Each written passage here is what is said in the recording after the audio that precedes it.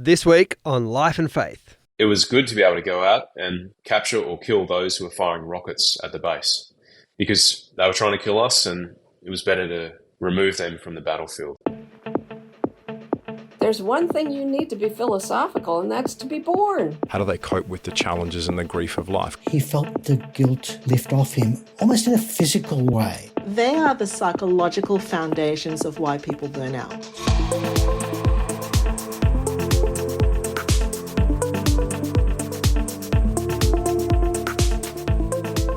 Welcome to Life and Faith from CPX. I'm Simon Smart.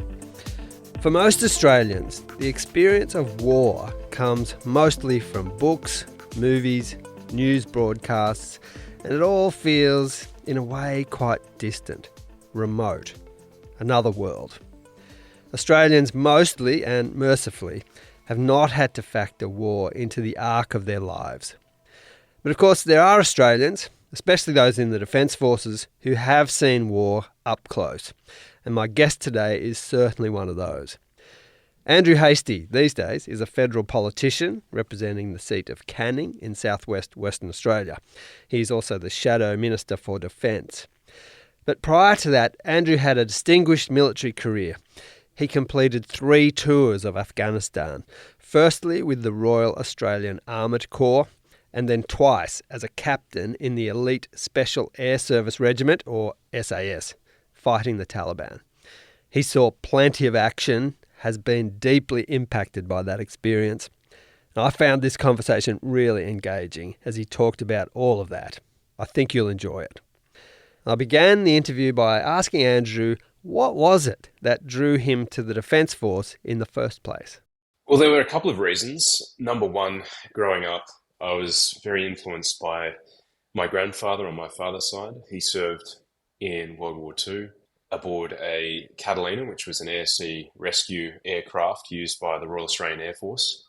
And in his final mission on the 31st of March 1945, he went in for a rescue of 2 downed aviators from the Air Force and came under heavy fire as they landed on the water. This was up in the Indonesian archipelago.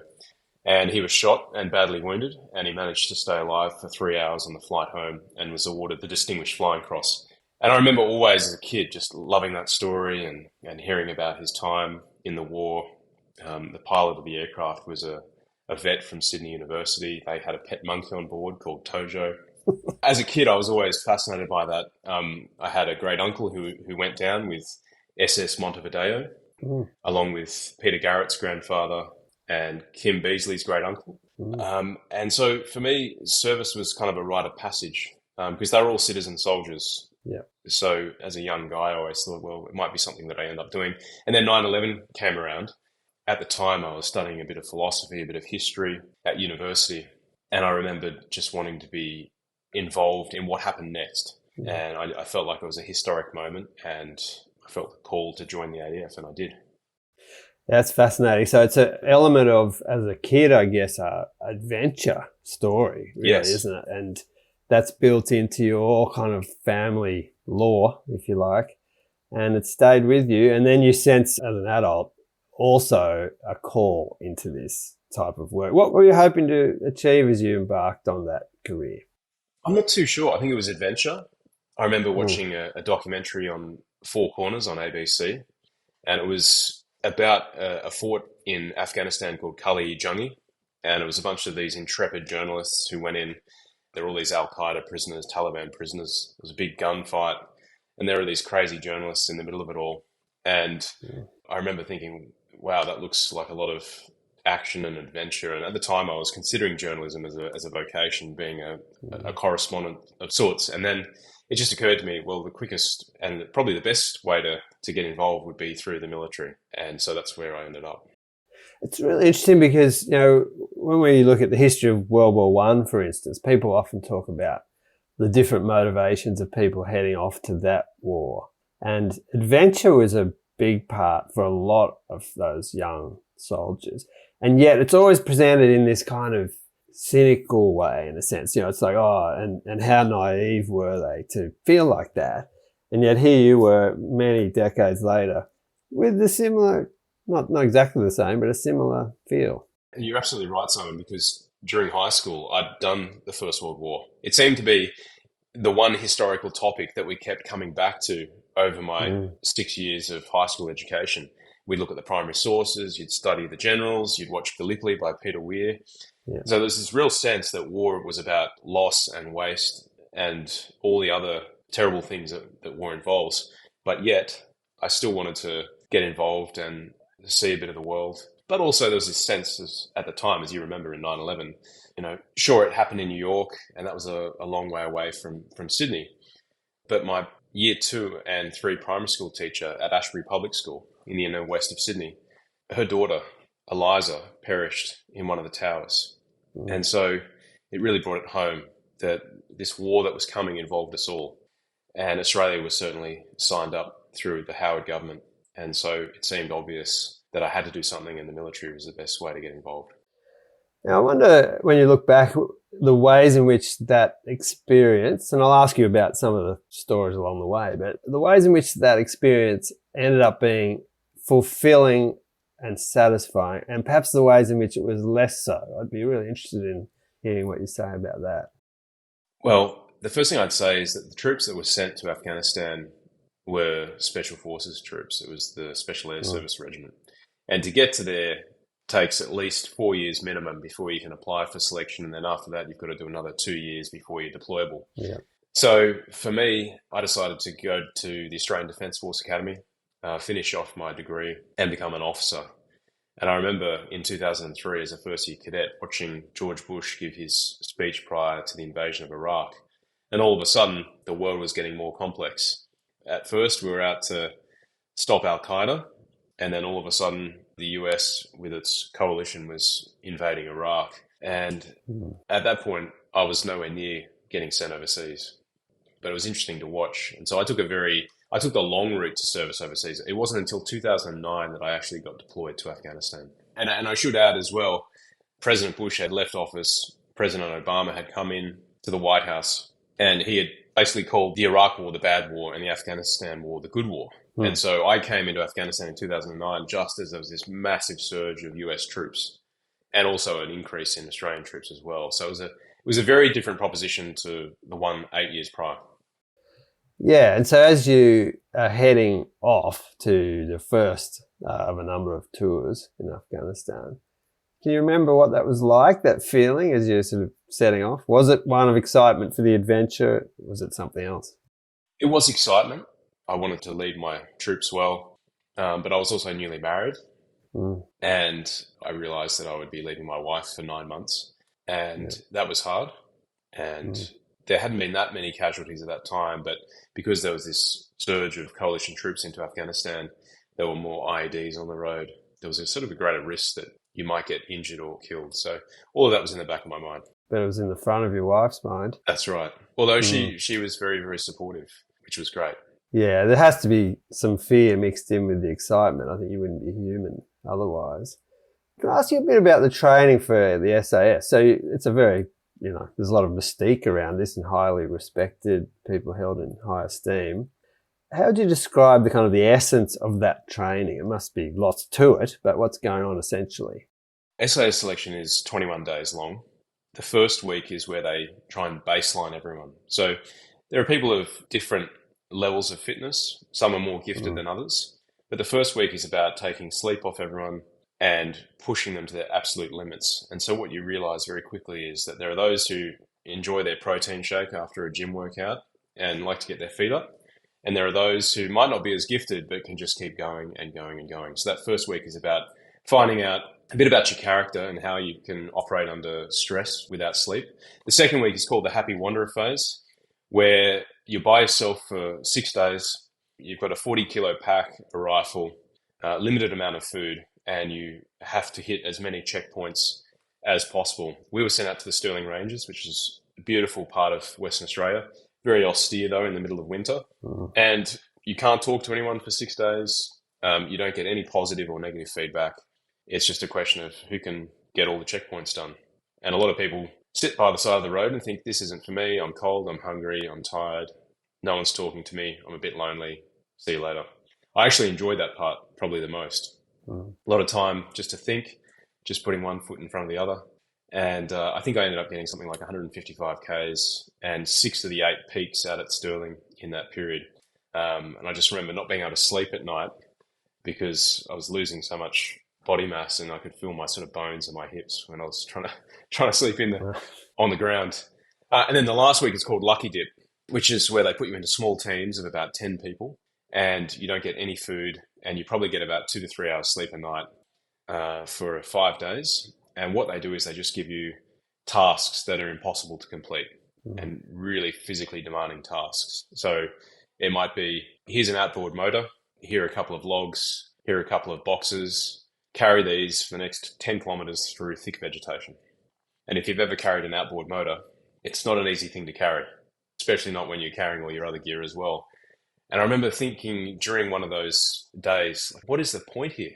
This is just, I was about to ask. This is just mindless stuff. And what they were testing is who can keep going when their body is saying stop, when their mind is saying stop, who can finish the mission? Because that's what they're looking for. People who can just keep at it. And so over that 5-day period, you see people drop off. We do a series of exercises called Rate Your Mates, where you sit down in a group, and they pull out a piece of paper, and you have to rate everyone in your team from 1 to 10. And they get a sense of who are the natural leaders and who are leaders because of their position or their rank. And so it's an opportunity for the selection staff to have a look at the officers particularly and say, well, this officer's consistently scoring 8 or 9 or 10. There must be something about their leadership that is not working in the group. So it's a fascinating character study. And I think in the end of the day, they're looking at who you are under pressure. Sounds like Survivor. It is a bit like Survivor. About that sort of aspect of the military training and the psychology of preparing soldiers for war, and the perhaps dehumanizing element of that. Because you are programmed, I imagine, to think of the enemy in very abstract terms, aren't you? Well, that's right. I mean, and selection is just the first part. Yeah. You're not actually doing any sort of formal combat training during that period. That's for them to look at you. And then after selection, it follows 18 months of training. It's called the reinforcement cycle. And that's where you learn all your combat skills, close quarter shooting, close quarter fighting.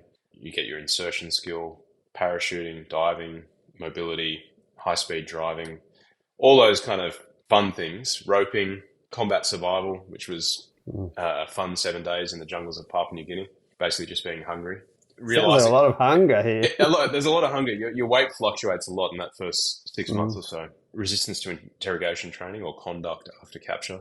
So back to your question, that 18 months of reinforcement cycle gets you to a very, very high level of combat proficiency. You're shooting thousands and thousands and thousands of rounds. You get tested for lead poisoning because the amount of contact you have with ammunition.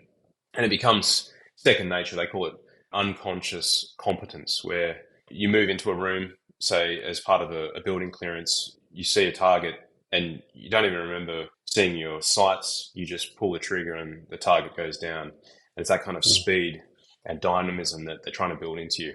There's no sense that you're being dehumanized. You're just becoming very, very sharp at your martial skills. I think if I was to reflect upon the last war that we were at in Afghanistan, dehumanization happens overseas, not back home.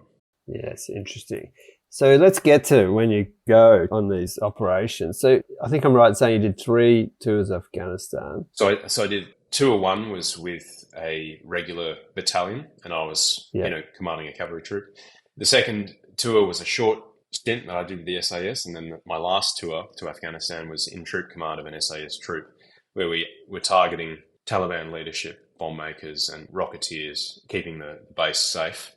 And then I did a final trip to the Middle East where I was working as part of an intelligence task force looking at ISIS right at its peak in 14-15.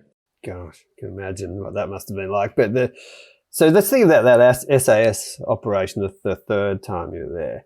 What kind of things did that involve? What were you doing day to day?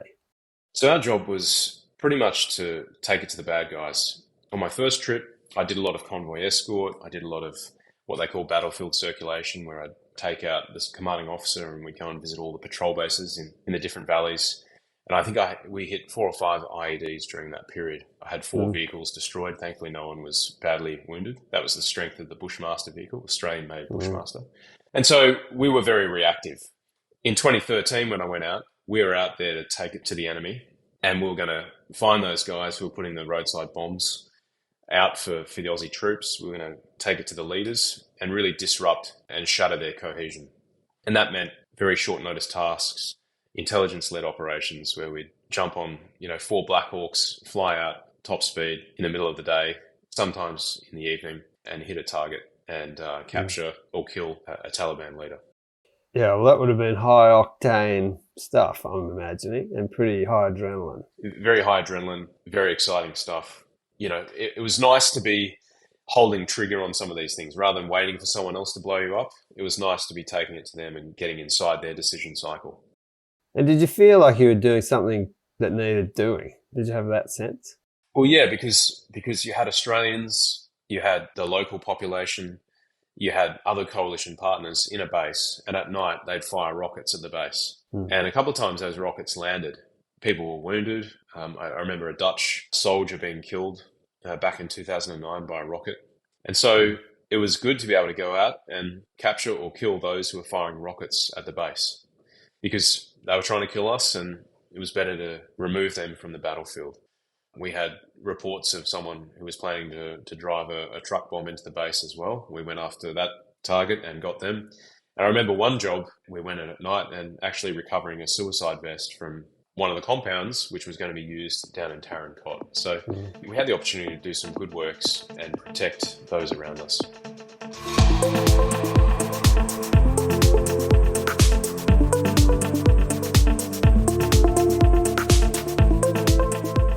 This is Life and Faith, and I'm speaking with Andrew Hastie, and we are hearing about his experiences in the Australian Defence Forces and especially in the SAS in Afghanistan.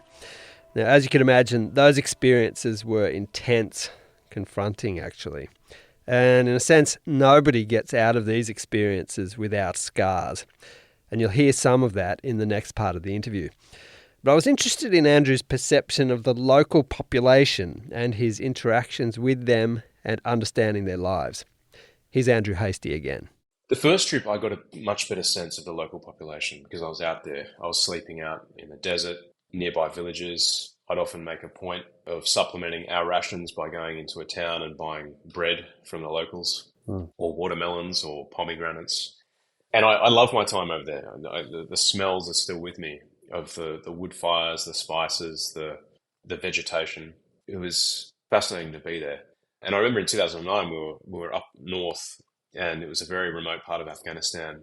Very poor people, subsistence farmers, and their tractor had become bogged, and their tractor was their lifeblood. So I was there with 6 13-ton vehicles, and we offered to drag the tractor out, which we did. And the elders had nothing to pay me with except seed, and I still remember them grabbing a handful of seed and putting that in my hands as a way of thanking me.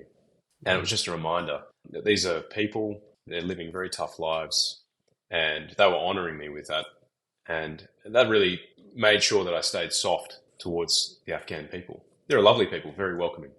I had lots of chai, even had chai with the Taliban in 2013, and I had a few chuckles because I remember flying out to one village and saying, "Hey, I'm here on behalf of the national Afghan government," and them sort of having a chuckle because we both knew there was no sign at all of a national government. There was no poles and wires, there was no roads, there was no telecommunications infrastructure. This was a village up some valley, completely disconnected from what was happening in Kabul. So there were a lot of paradoxes and ironies like that. I always tried to remind myself that these people are image bearers, and I mean that in a Christian sense, that they're made in the image of God and they have inherent worth and dignity. And I really clung on to that because war can be very dehumanizing.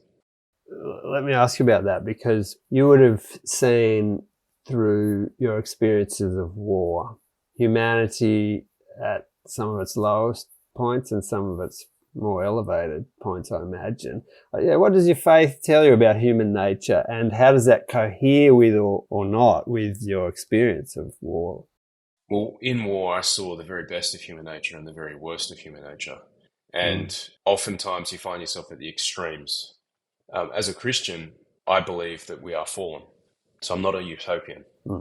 Immanuel Kant called it the crooked timber of humanity, man's smudge. We're all broken and fallen in a certain sort of way. So in war, where there's an absence of law, although there are the rules of war. But when you're dealing in a broken or a failed state, things happen that shouldn't happen. Yeah. So I always went in with that mindset, expecting the worst, expecting to see things that normally wouldn't happen, say in Australia under the rule of law.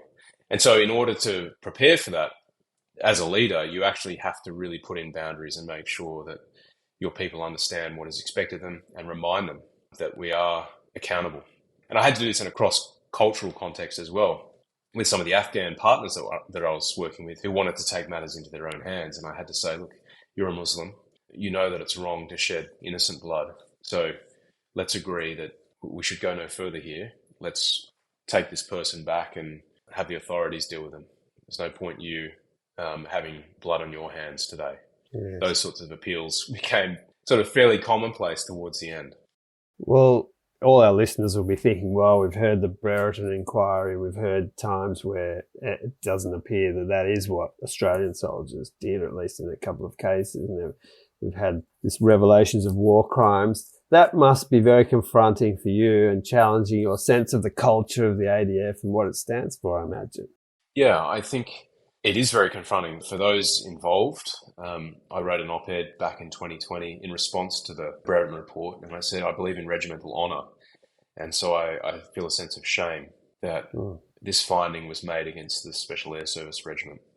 And it reflects on the broader ADF as well, and us as a country. But I do want to add that not many countries have done what we did. In fact, we led the Five Eyes community by initiating the Brereton report. So in a sense, we've demonstrated that, yes, we can fail, and we should always expect for things to go wrong. There's plenty of examples in public life of people failing, whether it be through misconduct or lapses in integrity. It's what you do about it that counts. And I think the Brereton inquiry was a reminder to us as a people that we are under the law and that we will hold ourselves to account, and we will be transparent about the times that we've done things wrong. And I think it's really going to set us up well for the future, because now we have on the record for troops in the future an example of what happens when things don't go to plan, when leadership fails, and when people are left to do their own thing. Well, those revelations of wrongdoing, things that surprised you or shocked you, or did you kind of sense that you could see how that could happen? Some of the revelations shocked me, but I could see that people were getting very callous towards the end of the war. And by the time I took over as a troop commander in 2013, I was leading soldiers who'd been over 5-6 times. Some had lost friends. And there's a hardness of heart that develops over time. And so my challenge as an officer was to ensure that we maintained our standard and that we did what the Australian people expected us to do in accordance with our laws, traditions and customs, which wasn't easy, by the way. No, I bet. And I think I've heard you say that there's questions around how many times someone should be on these deployments for that very reason, that it can harden you in ways that you shouldn't be hardened. That's right. And I think our political class have a lot to answer for here, because they use the SAS to do a lot of the work and the heavy lifting in Afghanistan, which could have been done by our infantry. And instead they wanted to send our troops away. And I think the assumption was that if an SAS soldier was killed, the Australian public would be more accepting of that because they're the SAS. That's what they do. They're the tip of the spear. And so what happened was you had the share of the fighting done by a small group of people over a long span of time. And I think the impact on people and families becomes quite acute over time. Instead, we could have spread that burden across a larger force had we given some of those tasks to the infantry. Now, Andrew, you were involved in an awful incident, and it was an example of how things can go unintentionally wrong in war. Can I ask you about that and the sort of ways in which that coloured your sense of war and perhaps changed it, or what was the impact of that for you? Sure. So it was the first or second time I'd been outside the wire. It was February 2013. And we were heading out to one of the patrol bases, which was being run by the Afghans, to give them some batteries, some Red Bull, some supplies, just to boost their morale, because they were pretty much surrounded. And you got to understand, at that time in the war, Obama had said we're going to surge in 2009 and then we're going to taper off, and by 2013 we're definitely tapering off. And so the Taliban knew this. They were just waiting us out. So the poor Afghans who'd chosen to partner with us, they could see the receding troops, as it were, and I think they were taking it pretty hard in terms of morale. So we went out there to see them. As soon as we were coming into land, we got told that there was enemy activity around the patrol base, and there was a possibility of an attack. We were intercepting telecommunications or their radio calls between each other. We believed that we had a lead on the person who was directing traffic, and under the rules of engagement, we could take preemptive action to neutralise the threat. We called in an Apache gunship to do so, and there was a miscommunication, a misunderstanding, basically alternate universes. And what we were seeing on the ground was different to what he was seeing up in the sky. He opened fire and 2 boys were killed quite a distance away. I remember the moment, and I felt physically ill, basically, once I realised what had happened. Any sense of adventure, any sense of excitement quickly gives way to revulsion and this deep sense of sadness and unease. And it's at that point where you can't actually let yourself fall apart. This is where all the training that you've done, particularly on selection when you're at your emotional lowest, kicks in. You've got to keep going. You've got to go out there. You've got to attempt to render first aid. You've got to report back. You've got to make sure that you're still secure. And yeah, I remember it was a pretty dark day. I think one of the things that really struck home was the speed at which the information traveled. By the time I got back to base to report it to my commanding officer, the president, Hamid Karzai, knew about it. Wow. And it was a reminder of how quickly information on the battlefield was being moved around. You ended up going in and speaking to the family of the people killed. That must have been an extraordinary moment for you. It was. It was a very tough week because there was an inquiry. I got questioned about my actions. And then there was a decision to go out and pay reparations to the family, which is what they did. And the decision was to leave me off the flight and to have someone else handle it. And I went down to the flight line as they were getting ready to get on the helicopters, and there was an interpreter there, and he said, "Where are you? Where's your gun? Where's your helmet? Where's your body armor?" And I said, "I'm not coming." And he said, "No, this is about Afghan honor. You need to go." Right. And so I spoke to my commanding officer and I said, "Look, I've got to go." And he said, "No worries, run away, grab your gear." And I did. We flew in, we met in a compound, and the uncle was there. These are a very poor family. The father had already died, and the 16-year-old brother of the 2 boys was there. He was looking very, very angry, as you can imagine. The uncle was sort of negotiating. He was the leader in the thing, and I just picked my moment, and I just said to the uncle, "I was the one who gave the order to fire, and I'm sorry." And he said, "I forgive you." And I could see the young brother was very upset, but in a sense, I wanted him to be able to look at someone and to see that someone was taking responsibility. I think it was really important for my psychological processing and also being able to carry on, because having that word from the Afghan uncle meant a lot to me.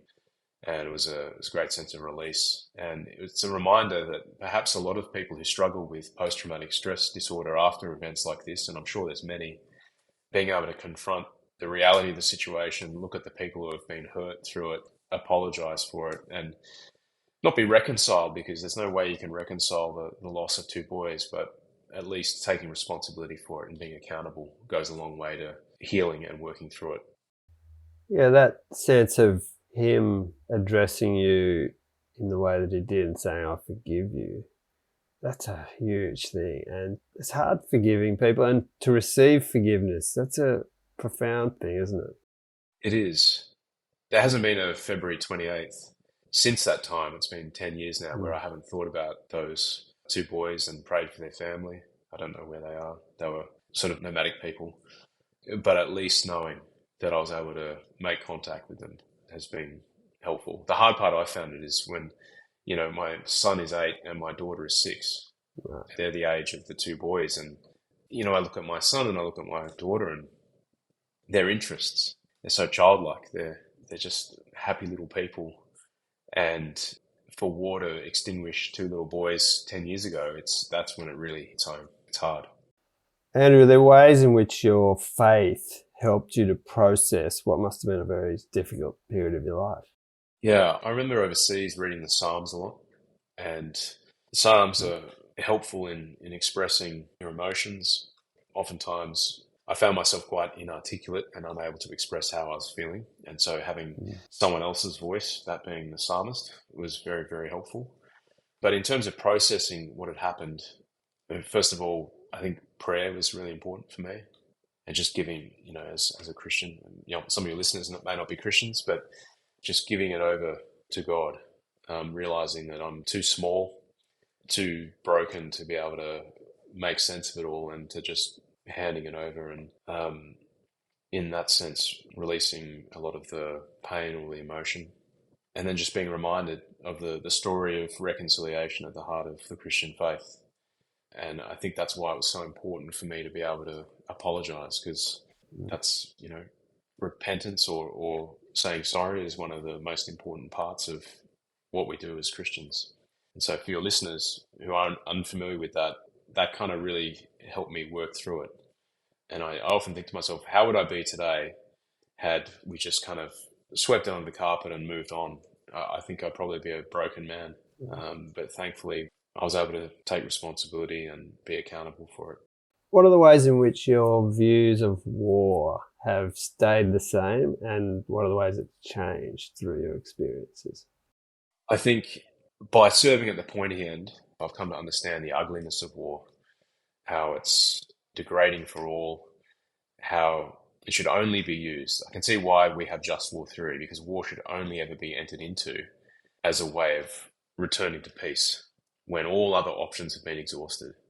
I know that sounds contradictory, but sometimes there's no other option. So when people talk about wars of choice, I disagree with that. There shouldn't be a war of choice. There has to be the principle of necessity. Is this war necessary?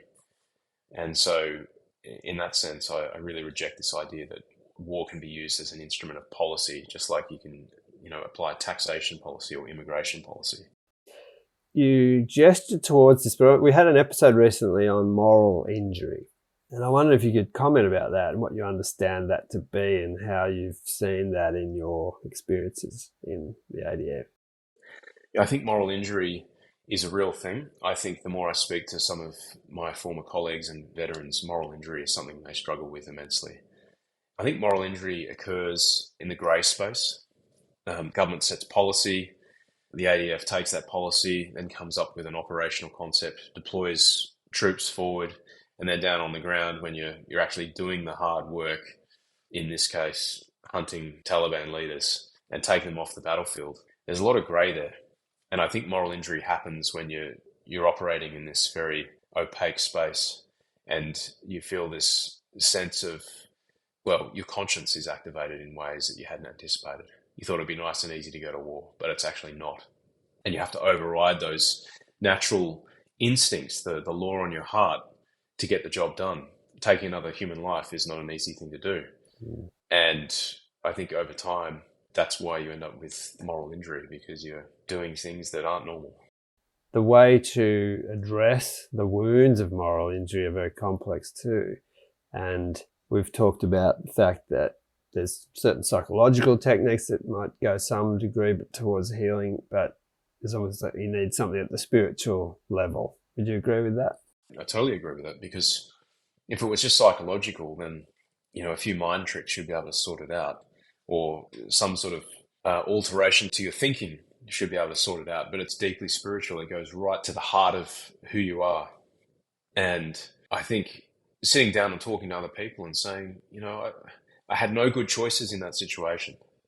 I tried to make the best choice I had, but it's a broken, fallen world, and I carry man's smudge too. It's in those moments when you're talking to another vet who understands where you've been that you start to feel a sense of comfort and closure, which is why you can do all this stuff. You can pour a heap of money into veterans, but I think providing opportunities for people to sit down and chat and engage and work through what they've been through is probably the most important thing you can facilitate. Do chaplains still have a good role to play in the ADF for this very reason? Yeah, look, I was struggling with moral injury, and I remember going to a chaplain quite a fair bit actually over in Afghanistan, just as someone to talk to. I also had the additional connection in that I was a Christian, and I was able to enter into that spiritual relationship as well with the chaplain. But I think it's absolutely critical. And back in 2009, I made a point of grabbing the chaplain and saying, grab your body armor, grab your communion kit. I'm happy to take you outside the wire and we'll go and visit the troops. And so he came around with me and did mass and communion for soldiers in the different patrol bases that we visited. So I'm a big believer in chaplains. I think you've definitely got people who will do social work, you've got psychologists, but there is a spiritual side to Australians. Now, not everyone's a Christian. So the question is, how do we accommodate for the increasing diversity, the spiritual diversity out there, whether it be Buddhist faith, Islamic faith, Sikhs serving in the Australian Army now? These are the challenges that we face as a pluralist society. And then finally, Andrew, you mentioned your young kids, the ADF or politics as a career that you'd encourage your kids to go into, either of those? Look, I'm a big believer in public service. So I would encourage them to do either of those things or not do those things. I think everyone has unique gifting and everyone has a role to play and their own path to walk. So I want them to know that I love them and I'll support them in what they do. But I wouldn't be disappointed if one of them went into the military. I'm not sure about politics, though. I think my wife often says it's much easier being an SAS wife than a politician's wife because the demands on family life are so much more intense. Even though you're coming and going as an SAS guy, politics is just relentless by comparison.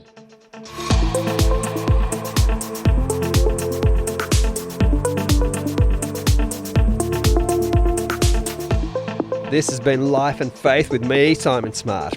A huge thanks today to Andrew Hastie for his openness and honesty and detailed retelling of some incredible experiences.